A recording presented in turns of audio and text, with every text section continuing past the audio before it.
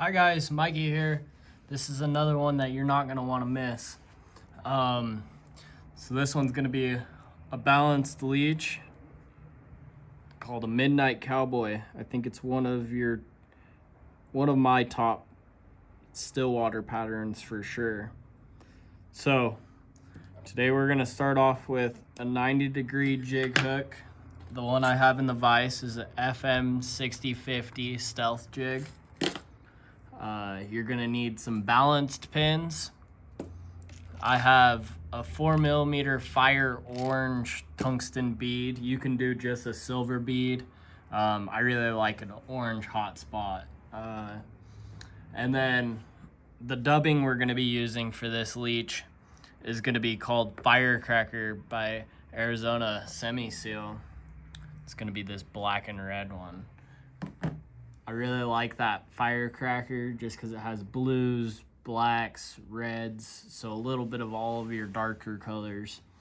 For the tail, I'm going to be using some pearl tinsel in ice blue, small size, and some black marabou. All right, let's get after it. So I'm going to just go ahead and lay down a thread base. Till a little bit, probably to the barb.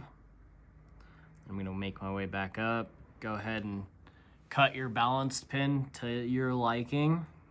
I like mine a bit short, so I want these heavier beads I can have closer to the eye, but I want like half of a bead on this one, and that will kind of tilt it down. But if you get any good waves and stuff, it's just going to give it a lot of good action, especially if you tie it with a non-slip loop knot.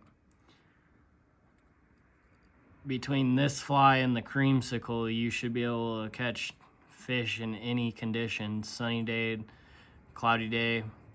These two flies are my favorite. They're must-haves when you're going out and fishing any kind of lake.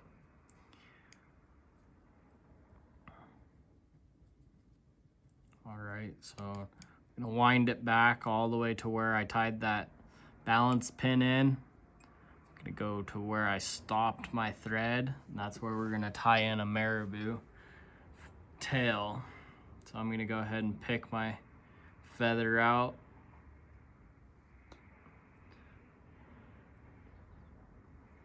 Then I'm gonna just kind of pluck some of these side feathers off, just so I can get it to the length I want without having a bunch of stuff trying to get in my way. So that's kind of what I'm ended off with. So now I'm gonna just go ahead and figure out how long I want it.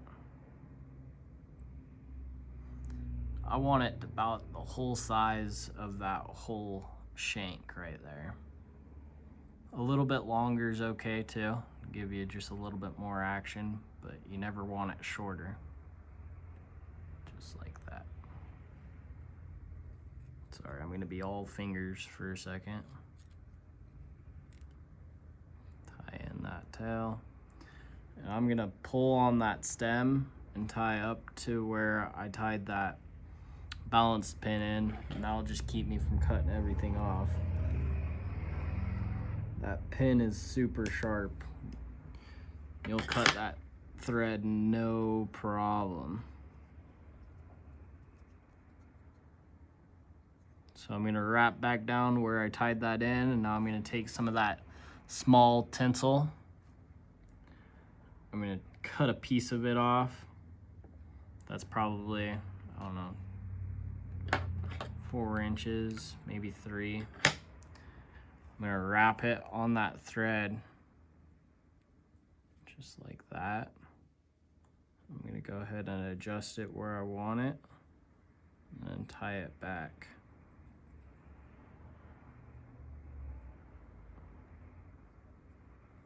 And then I'm gonna just trim it where the tail ends. And it just kind of adds a little bit of flash. It's okay if it's kind of pointing out. In the water, it'll kind of slim up. So I'm gonna just do the same for the other side. Cut a piece of that tinsel.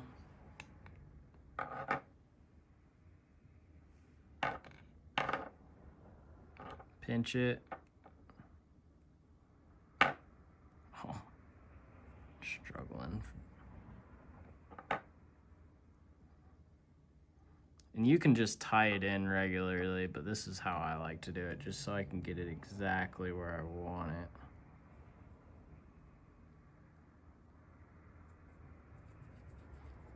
Cool. I'm gonna just trim it.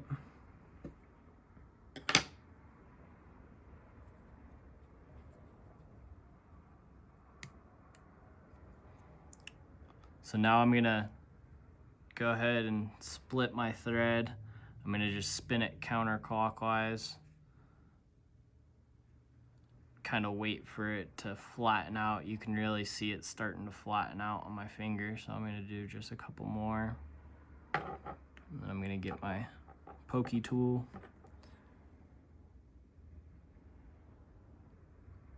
And I already made my dubbing.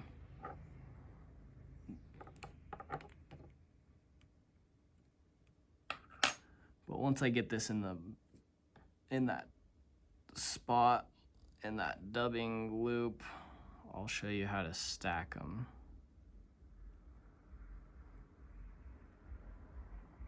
So I want to get it all like right in the middle. That way I can spin it up.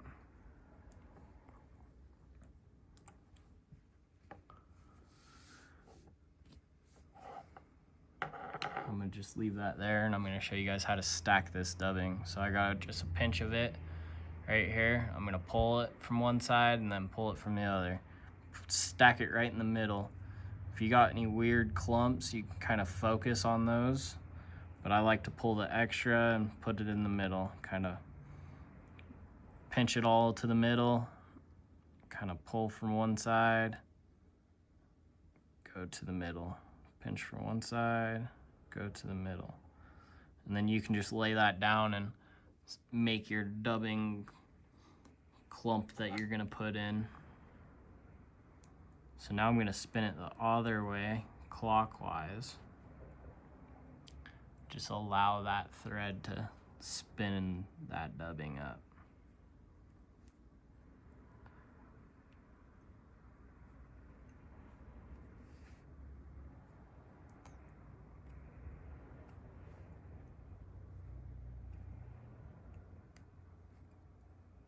Just like so.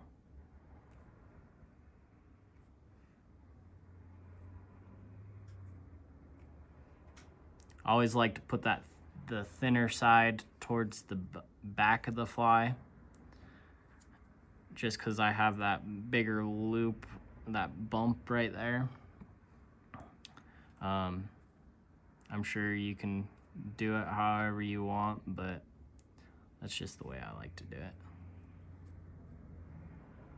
So if I have any clumps on the side, I'm just gonna pull them out. Give her one last good spin. And there we go. So now I'm gonna go ahead and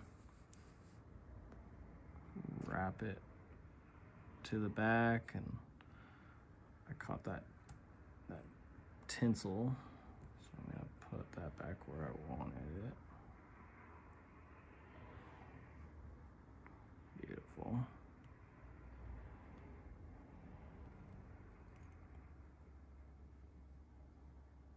I got a little extra, so this one's gonna be a thick guy, but we'll brush it out. Go ahead and whip finish it once you get it to the bead. That's what we're gonna go ahead and do.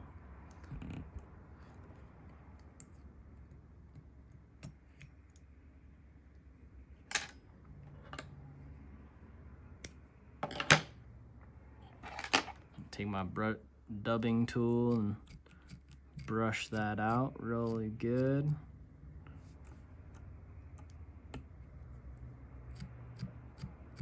That way we don't have no thick spots.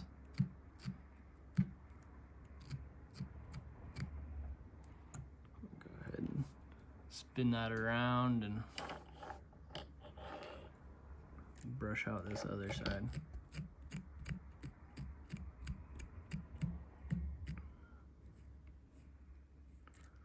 Now this is one of my favorites. So If the fibers are a bit long on the back side of it, it's all right because it will kind of slim out as you fish it, but I like to just kind of prune some of those fibers with my fingers. And this is one of my favorite flies for sure. There we go. Midnight Cowboy.